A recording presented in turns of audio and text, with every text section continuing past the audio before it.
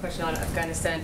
Can the president declare a true end to the war if the U.S. is planning to keep 650 troops in the country to provide diplomatic security, as well as several hundred additional troops to maintain security at the Kabul airport?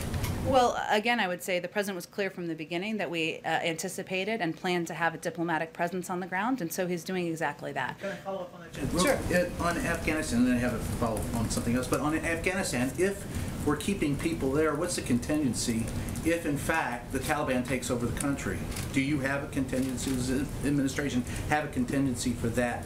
In what regard? Well, what will for you the do? safety of our men and women serving in Kabul, or? I understand the safety of our people, but what about the safety of the country? We've been there for X amount of years. Are we going to reinvest more people? If that's the case, will there be boots on the ground? What exactly is this administration looking at if that country falls to the Taliban? Well, here's, I think, what's important to note, Brian. When the president made this announcement, he was very clear that if we did not pull our troops, withdraw our troops from Afghanistan, something that he has long talked about having an interest and a desire to do, the Taliban would have been shooting at U.S. troops again on May 1st.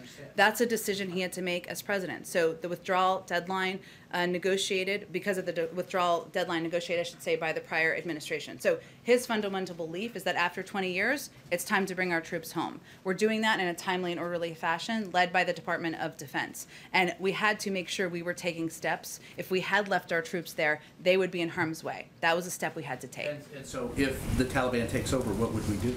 Well, again, I'm not going to get ahead of or anticipate. We have a range of capacities, including over-the-horizon capacities and capabilities that we will maintain in place. The president announced that at the beginning of his announcement. Follow-up, the other question is this administration prepared for? We've heard rumblings from the former president and his supporters about August and the inevitability of him being reinstated. Is this administration prepared to meet the challenge if, in fact, they press that issue in August? I mean, we've already seen an insurrection. What would this administration's actions be if that is pressed in August? The president is prepared to continue to govern and lead the United States of America, and of course, should there be an elevation and escalation, that is something we would certainly monitor and track as well. Go ahead.